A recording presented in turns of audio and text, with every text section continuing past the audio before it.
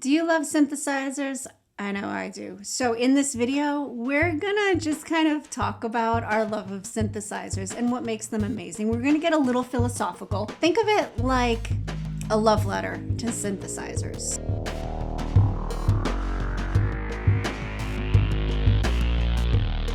So we all are here. We all know we all love synthesizers, right? But it's one of those things where it's not one thing. There's so many amazing components that go into a synthesizer, right?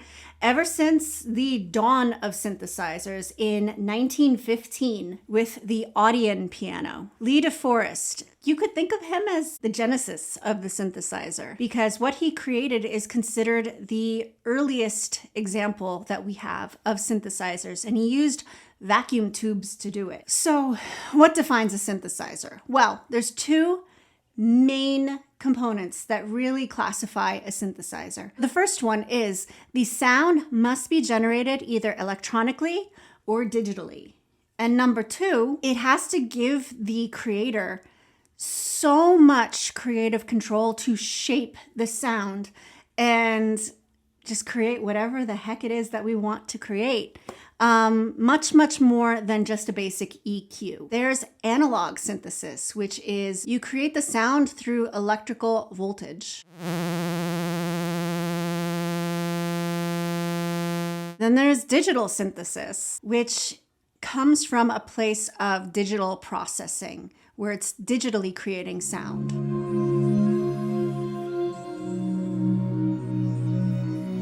There are the envelopes. That's subtractive synthesis. That's where you take overtones and harmonics and you cut them back and you shape them the way that you want them to sound. Then there's additive synthesis, which you take different waveforms and you combine them. Think like a sine wave and a sawtooth wave.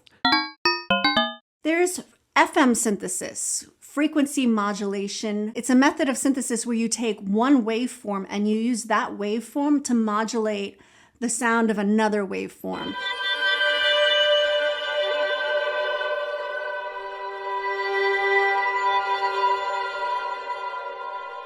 Think the DX7. And if you have not seen my interview with John Chowning, the discoverer of FM synthesis, you gotta check it out. So much, so much that we have at our fingertips that we can use to create sound. I think that the core of my love letter to synthesizers is that it gives you the ultimate control to paint with sound. And that's really, the heart of what I'm all about.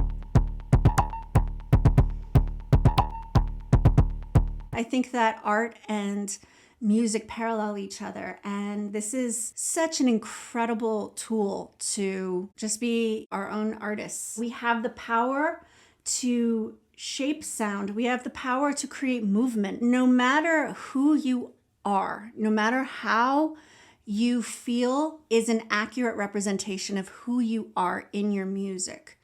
No matter what, there is a synthesizer for you. There is a type of synthesis for you. There is hardware, plugins, which leads me to the philosophical part of this discussion. It's a hot button topic around amongst synthesis enthusiasts. Hardware or software? What I mean by that is, are plugins valid? Are VSTs valid? Here are my thoughts. I know y'all got lots of thoughts. You share them with me a lot. And I think that that's really beautiful because in all of our own ways, we have a community going on where we are just out there to express how we feel about these things. I read all your comments and I feel all of your sentiment and where you're coming from. And the beautiful thing, I think, is that it's all subjective because art is subjective and there is no right answer. However, I think that you can question if something has value. And I know a lot of you feel that plugins and VSTs don't have value. I would disagree, but I would also agree. Here are my thoughts. A lot of you have commented or criticized that I am playing around with a plugin or I'm playing around with a VST. and I'm not giving an accurate depiction of the instrument I'm using. I hear you and I agree. However, in order to share the full gamut of everything that I'm amazed by and everything that I want to share with you, I can't do that. I have meager means and not a lot of space. So, I admire all of you who are purists and you're like, nope, if I'm going to get a CS80, it's the CS80 physically or nothing. I hear you. I get it. One of my favorite synthesizers is the Mini Moog. I would love nothing more than to actually have a physical Mini Moog, but I don't have the means to buy it right now. So I have it on my computer. And you know what? It still gives me a little bit of a taste of what it's like. A pretty good taste, actually, of what it's like to play with one. However, even though the Mini Moog is my favorite, one of my top 5 favorite synthesizers, I have to say I value my DFAM more because I physically have it. So I don't hate the fact that I have to use a plugin. I don't hate that. I love that because I wouldn't have the opportunity otherwise. But I do agree with you in that if I had the option, if I had the space, I absolutely, oh my gosh, I would love to have a Mini Moog. I would love to have a CS80. I would love to have a Jupe 8. But right now, I'm limited to what I can get on my computer. And you know what? That's just where some of us are at. It doesn't devalue our curiosity and our drive as creators. It doesn't devalue it. I don't feel it does.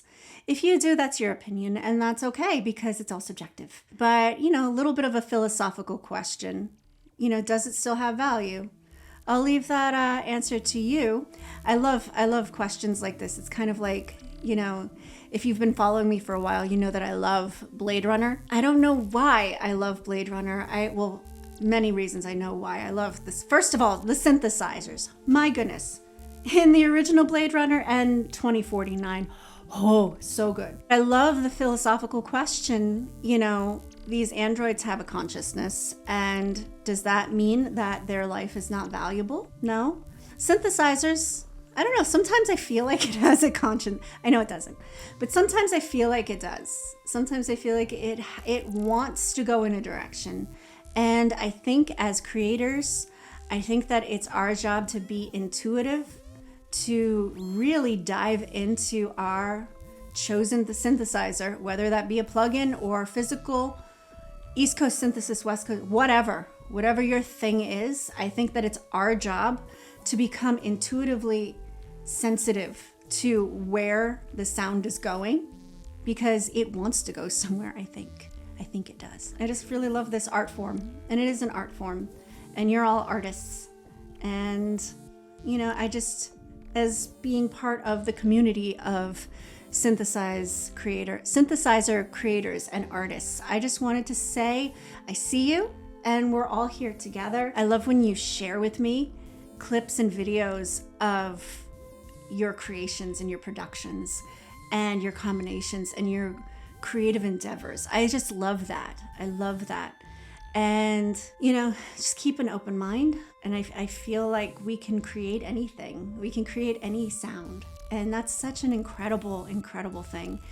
And I really just wanted to wax rhapsodically with you about my love of this. And, and where it all came from me was when I was little, my dad used to enhance synthesizers and amplifiers, and he would bring them home and he would, crack them open, and I'd see their inner guts and, their motherboards and stuff, and he would tweak them, and then he'd let me play with them. And there's just such a joy and such a childlike laughter that comes with playing with sound like that. And just, I don't know, it just captivated me.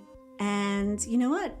I want to hear when you first fell in love with synthesizers and how it hooked you and how it captivated you. So you're probably like, well, for a video, like you signed on to this video and like, I'm not playing synthesizers at all. I wanted to talk about them, and I wanted to talk about them with you, and I wanted to share my love of them with you. And likewise, I want you to share your love of them with me. So comment below, you know, where it all started. Where are you at now today with it? I'd love to just keep this conversation going. So if you liked this video, please like this video and subscribe to my YouTube channel. Have a fantastic rest of your day and go play with the synthesizer, all right? It does your soul some good.